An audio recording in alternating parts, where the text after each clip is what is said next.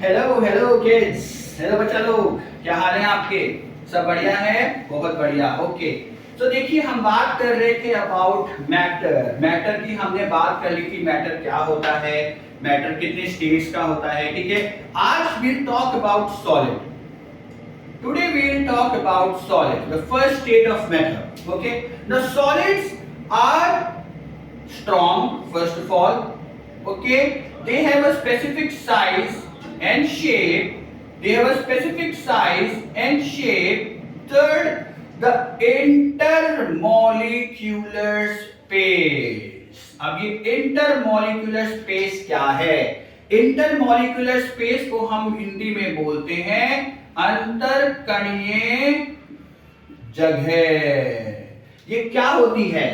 देखो, मैंने आपको स्टार्टिंग में ही बताया था, चैप्टर के स्टार्टिंग में जब मैं आपको मैटर समझा रहा था, तो मैंने आपको उस दिन कहा था that matter is made up of particles, है ना। हर matter is made up of particles. मैं, आप, टेबल, चेयर, बोर्ड, ये सब क्या है? ये कुछ पार्टिकल्स से बना है। ठीक है, पार्टिकल्स क्या है? मॉलिक्यूल्स हैं। ठीक है, तो हमारा छोटा पार्ट क्या है? सेल्स। सेल्स की क्या है? मॉलिक्यूल्स है। मॉलिक्यूल्स का छोटा पार्ट क्या है? एटम। एटम के बाद ये डिवाइड नहीं हो सकता। ठीक है, तो हम मॉलिक्यूल्स की बात कर रहे हैं, पार्टिकल्स की। तो हर मैटर किसी ना किसी पार्टिकल से बना होता है। ऑलराइट, तो ये जो इंटरमॉलिक्यूलर स्पेस है, ये क्या होती है कि जो पार्टिकल्स, अरेंजमेंट ऑफ पार्टिकल्स जो होते हैं ना, अरेंजमेंट ऑफ पार्टिकल्स, वो हर मैटर का अपना डिफरेंट होता है। ठीक है, अगर बात करते हैं सॉलिड, तो सॉलिड को मैंने क्या बोला? स्ट्रॉन्ग, मतलब ठोस है, मजबूत है। तो मजबूत कैसे है?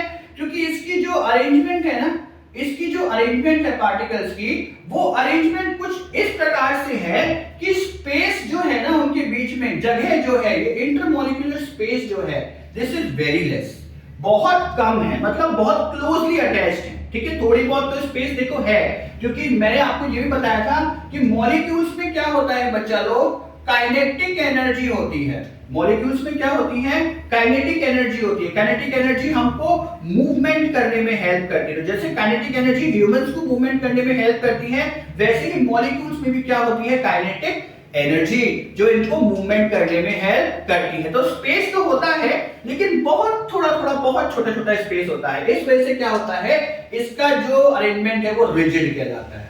रिजिड, फ्लेक्सिबल नहीं, रिजिड। Okay, alright. स्ट्रॉन्ग होता है, क्योंकि स्ट्रॉन्ग है, मॉलिक्यूल्स टाइटली पैक्ड हैं, तो इस वजह से इसका डेफिनेट साइज होता है, शेप होता है। यस, इसको कंप्रेस नहीं कर सकते आप, कंप्रेस नहीं कर सकते आप। कंप्रेस करेंगे तो ये टूट जाएगा, इसका साइज और शेप चेंज नहीं होगा, ये टूट जाएगा। Okay, alright. उसके बाद में इंटरमॉलिक्यूलर स्पेस जो होता है वो बहुत ज्यादा कम होता है। Okay, alright. दूसरी बात, अब बात करते हैं, अब आप कहेंगे सर साइज और शेप कैसे चेंज नहीं होता? सर हम प्लास्टिक की बॉटल को दबा रहे तो वो तो आपने साइज और शेप को बदल दिया, इतनी सी हो गई। हाँ, तो मैंने क्या बोला, ये अरेंजमेंट जो है आप कंप्रेस नहीं कर सकते। कंप्रेस करने का मतलब आप इसको कहीं फ्लो नहीं करा सकते दबा के। अगर आपने इसको दबाया तो इसका साइज और शेप बिल्कुल बदल जाएगा, या फिर ये टूट ही जाएगा। बदलने का मतलब ये नहीं कि वो दूसरा हो जाएगा, उसका शेप और साइज जो है वो बदलेगा नहीं, लेकिन वो टूट जाएगा। ठीक है, ऑलराइट। तो ये कुछ कैरेक्टरिस्टिक्स हैं सॉलिड्स की जो आपको याद रखनी जरूरी है। ओके, नेक्स्ट क्लास में जब हम मिलेंगे तो हम पढ़ेंगे लिक्विड्स के बारे में। आज के लिए इतना ज्ञान बहुत है। ये है सॉलिड, सॉलिड्स के कैरेक्टरिस्टिक्स मैंने आपको बताई। स्ट्रॉन्ग होता है, ठोस है, इसका डेफिनेट साइज एंड शेप होता है, कंप्रेस नहीं हो सकता है।